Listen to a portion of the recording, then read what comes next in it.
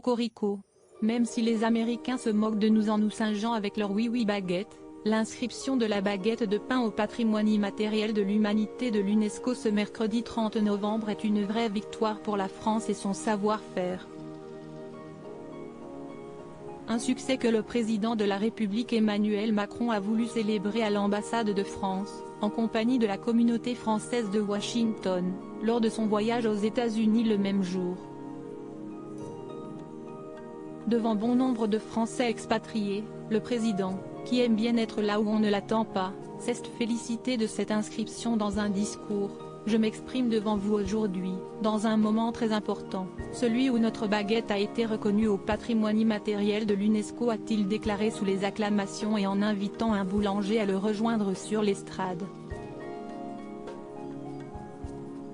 Celui qui a dernièrement été encensé par une star internationale a voulu ensuite rappeler son combat pour cette inscription et a eu quelques mots qui n'ont pas manqué de faire réagir son public. Ça fait des années que l'on se bat, qu'à chaque cérémonie de la galette à l'Élysée, avec nos boulangers pâtissiers, nos artisans, on se bat pour dire on veut que ce soit reconnu par l'UNESCO, on a réussi, enfin. Mais je veux dire ici que, dans ces quelques centimètres de savoir-faire, passés de main en main. Une dernière phrase qui a provoqué de nombreux rires dans l'Assemblée pour sa deuxième lecture, disons. Grivoise. Mais le président a su garder son sérieux et continuer sa tribune en l'honneur du bon pain. Découvrez les femmes qui ont compté dans la vie d'Emmanuel Macron. Emmanuel Macron, les révélations de son boulanger. Karl Bonpain, le président en est très friand et de bonne heure.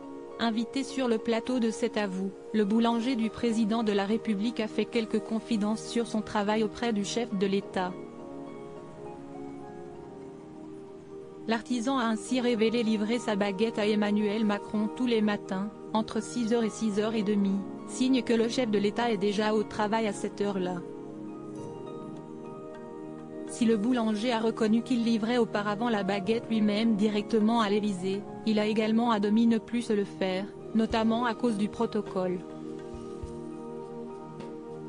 Il faut dire que, malgré quelques bévues, l'entrée au sein de l'Élysée ne se fait pas facilement. Comme l'a rappelé l'un des chroniqueurs de l'émission d'Anne-Elisabeth Lemoine, on n'y entre pas comme dans un moulin. Crédit photo, Dominique Jacovide.